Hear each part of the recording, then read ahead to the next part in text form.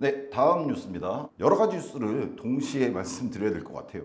이렇게 제가 정리를 해봤는데 쉐리 댄스라고 했는데 뭐냐, 사실 일본의 원작 영화죠. 90년대 나왔던 영화인데 뭐 저와 함께 춤을 추실래요? 뭐 정도의 뜻이겠죠. 미국에서도 리메이크가 돼서 2000년대 나왔던 영화 제목인데 왜 이걸 갖고 왔냐? 요즘 부동산 시장 잘 아시겠지만 춤을 추고 있습니다. 널뛰고 있어요. 지방하고 수도권하고 또 양극화됐고 어디는 오른다, 어디는 뭐 지금 미분양에서 난리도 아니다. 세종은 뭐 50%가 떨어져서 뭐 절반 가격에도 안 팔리고 있다, 이런 얘기 있어요. 춤추고 있죠, 부동산 시장이. 자, 그럼 이 춤추는 부동산 시장에서 어느 장단에 저희는 맞춰야 될까? 근데 이 얘기는 딱 어느 지역 하나 갖고 얘기할 수가 없잖아요. 그래서 오늘은 여러 가지 뉴스를 통합해서 요 얘기, 요즘 그럼 우리는 어떤 스탠스, 어떤 장단에 어떻게 춤춰야 되는가에 대해서 잠깐 얘기해 보겠습니다. 자, 요 얘기를 먼저 시작할게요. 부동산 주기란 말을 많이 들어보셨을 거예요. 이렇게 내려갔다 올라갔다 내려갔다 올라갔다 하잖아요, 부동산이란 게. 자, 근데 이 주기를 갖다 사람마다 다르게 끊는데 그거는 뭐 객관적인 건 없습니다. 사실 어떻게 끊느냐는 다 각자의 시각이 있습니다. 근데 요 주기를 어떻게 보느냐에 따라서 우리가 집을 갖다가 매수하고 매도하는 시점이 생기겠죠. 자, 주기를 어떻게 볼 것인가?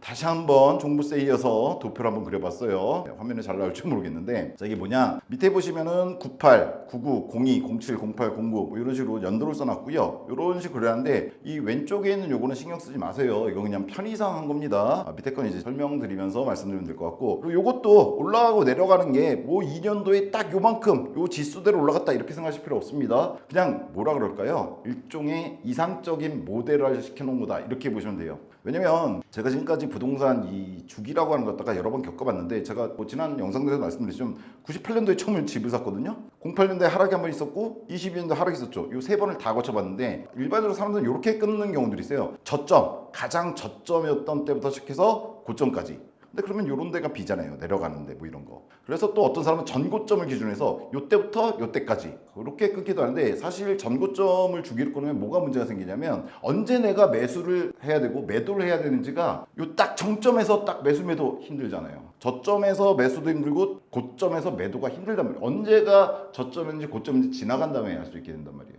그래서 의미가 없고요. 지금까지 개인적으로 제가 겪었던 걸 바탕으로 하면 경험입니다. 그냥 이론 같은 거 없어요. 예. 이렇게 3개 정도의 주기로 저는 끊어요. 어떻게 끊느냐면 저는 기본적으로 이렇게 평탄한 시기 있죠. 일종의 안정화된 시기가 있단 말이에요.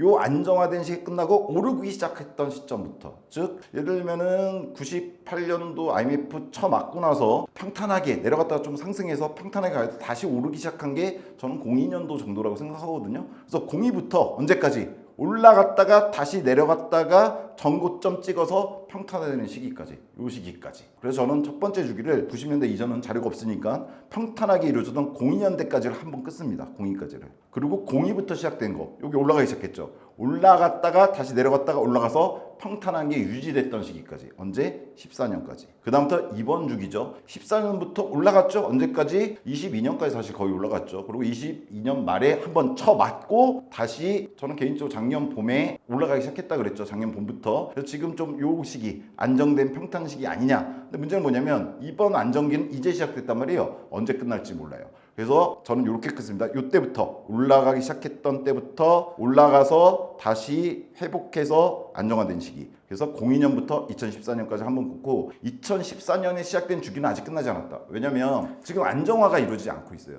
언제 기준으로? 22년 말 고점 기준으로 안정화가 그 정도 선에서 이루어지는 게 보통인데 그게 아직 이루어지지 않았기 때문에 총 이렇게 3개로 나눕니다. 이렇게 3개 나누면은 공통점이 하나 있습니다. 뭐냐면 이렇게 평탄해진 시기 있죠. 99년도부터 02년이 있고 09년부터 14년이 있고 작년부터 시작된 이렇게 3번의 안정화 시기가 있는데, 이때만 어떤 일이 있었냐? 기억하시는 분이 있을지 모르겠지만, 그리고 뭐 이론적으로 이제 배우신 분이 있을지 모르겠지만, 요 99년부터 02년, 즉 IMF 쳐맞고 제가 그랬잖아요. 근데 40%까지 떨어졌다가도 그거는 거의 1년 만에 다시 상승합니다. 80%, 90%까지 상승합니다. 문제는 8, 90% 가서 그 다음에 쭉 간다는 게 문제죠. 여하튼 요때 99년부터 02년도 나름 안정기로 봤을 때 요때 무슨 문제가 있었냐? 바로 IMF가 지나갔잖아요. 건설사 다 부도났습니다. 뭐 대우는 아예 그룹 자체가 박살이 났고요. 그렇죠? 그때 건설사 부도 있고 구조조정 문제 있었죠. 그리고 당연히 아파트도 안 팔렸으면 이때 잘 많이 안 팔렸어요. 그냥 안정된 수준에서 팔린 거예요. 또 하나 02년부터 14년 이때는 주기에서 언제?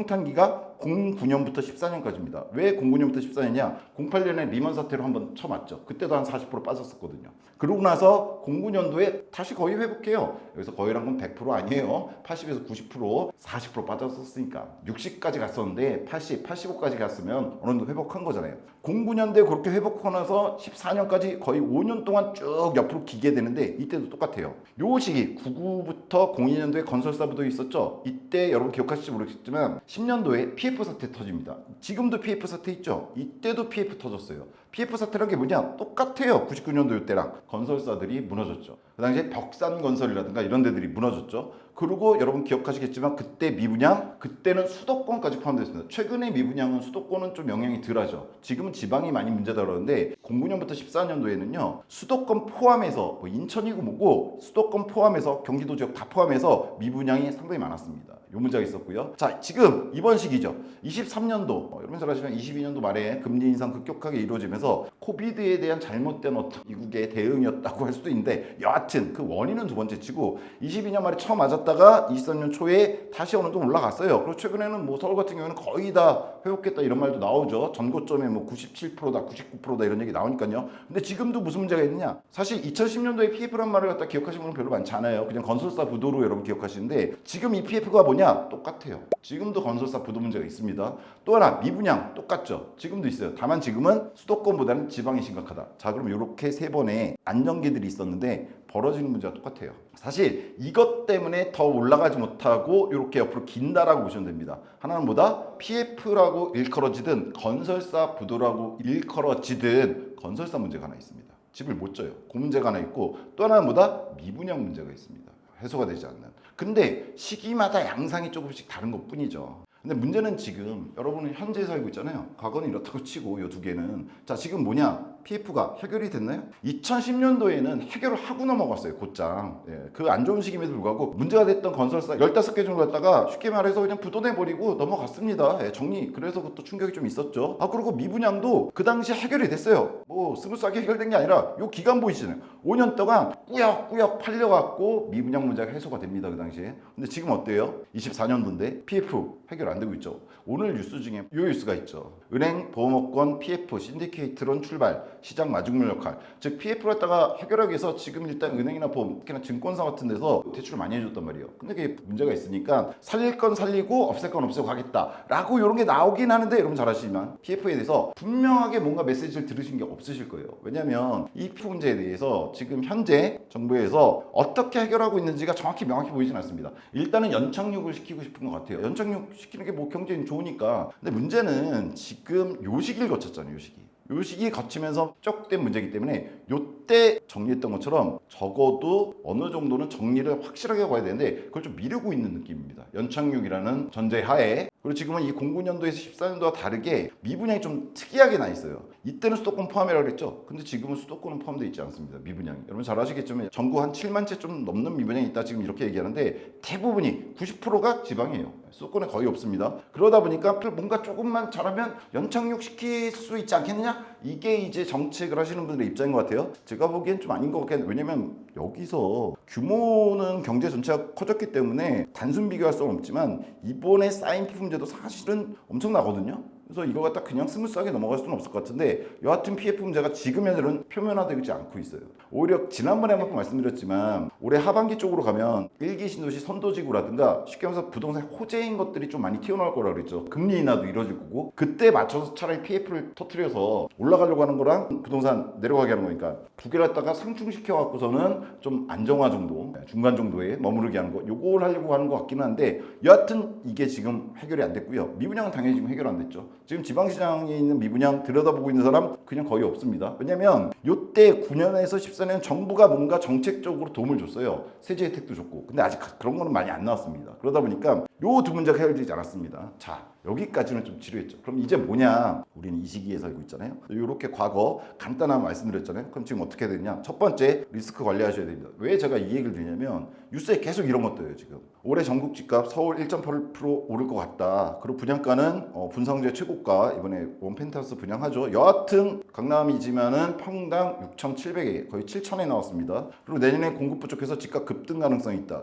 그리고 금리는 다시 0.02% 올라가기 올라가긴 했지만 2%대로 떨어졌다 이런 얘기를 나오거든요. 즉 부동산 호재에 해당되는 것들이 좀 많이 나와요. 물론 악재에 대해서도 나오죠. 지방 같은 게 악성 미분양이 있다 이런 거 좀 전에 미분양이 드렸잖아요. 항상 있는 문제라고. 지금과 같은 안정기 때. 근데 오히려 서울 5천 건 넘었다. 어떤 뉴스 말고도 경기도라든가 인천으로 서울 거주자들이 눈을 돌리고 있다. 왜? 서울이 너무 비싸지니까 경기 인천권까지 아파트값이 올라가는 쪽으로 지금 영향을 미치고 있다. 이런 거 나오거든요. 근데 여러분은 요거 생각하셔야 됩니다.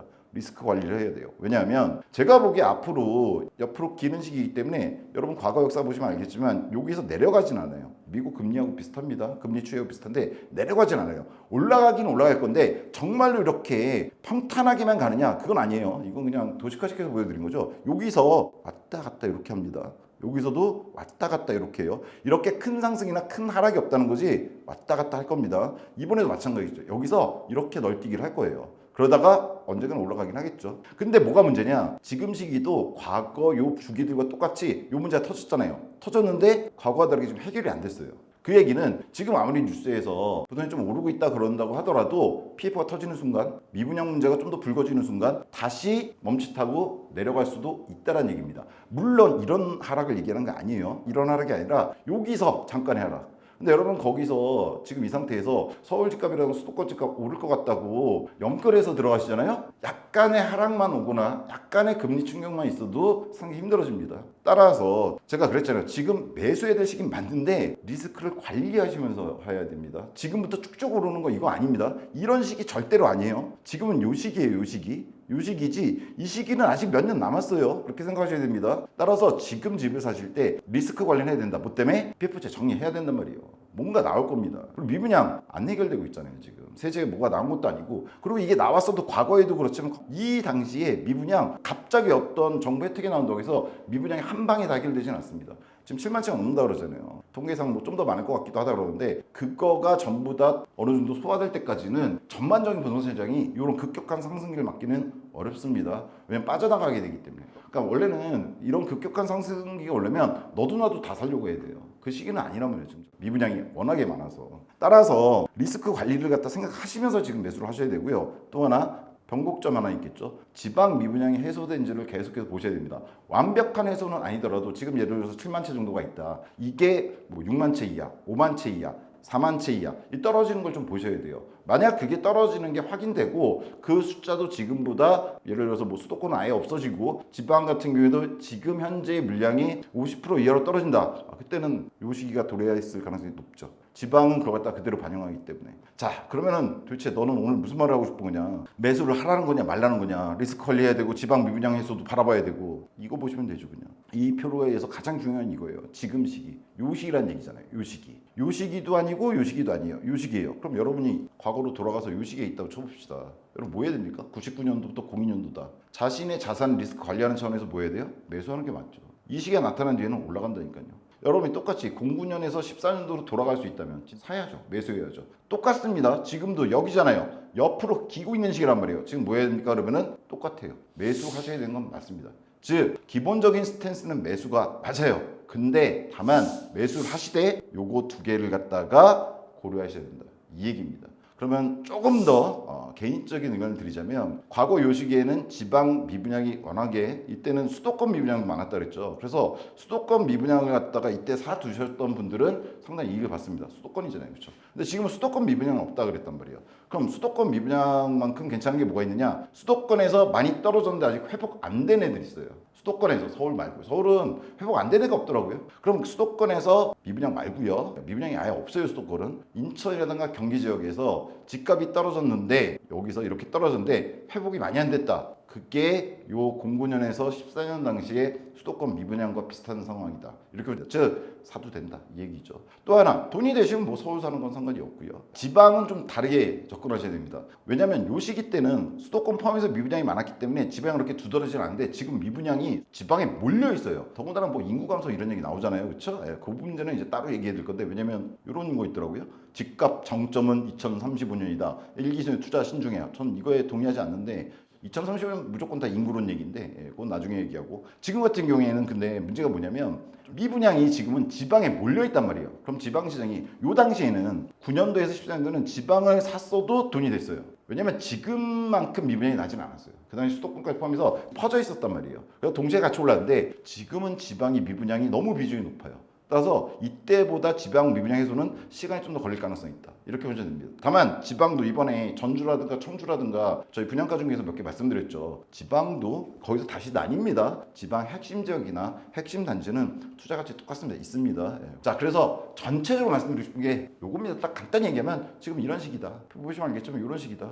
뭘 해야 되느냐? 그 뒤에 올 시기가 뭘 것 같냐? 요거 말씀드린 겁니다. 다만 시간은 어느 정도 걸릴지는 아무도 쉽게 예측할 수 없습니다. 이때는 3년 정도 걸렸고 이때는 대략 5년 정도 걸렸어요. 이번에 얼마 걸릴지 지금 예상보다 수도권은 너무 빠르게 여기서 1년밖에 안 됐는데 이렇게 치고 올라가는 느낌 들거든요. 절대 그럴 수는 없을 겁니다. 1년 만에 그렇게 되는 경우는 거의 없어요. 우리나라가 갑자기 무슨 석유가 개발된 것도 아니잖아요. 시추할 수 있다 이런 거야. 그런 특정한 일이 특별히 벌어지는 이상 여기서 지금 당장 이렇게 가진 않아요. 그거 생각하시면서 다만 몇 년이 걸릴지 요 시기라는 거. 그러면 그 다음에 올 시기는 요거란 거. 그걸 아시면 어느 스탠스를 취해야 될지는 여러분이 판단하실 수 있을 것 같다고 생각합니다. 네, 여기까지가 이번 뉴스에 대한 내용이었고요. 다음 거로 넘어가도록 하겠습니다.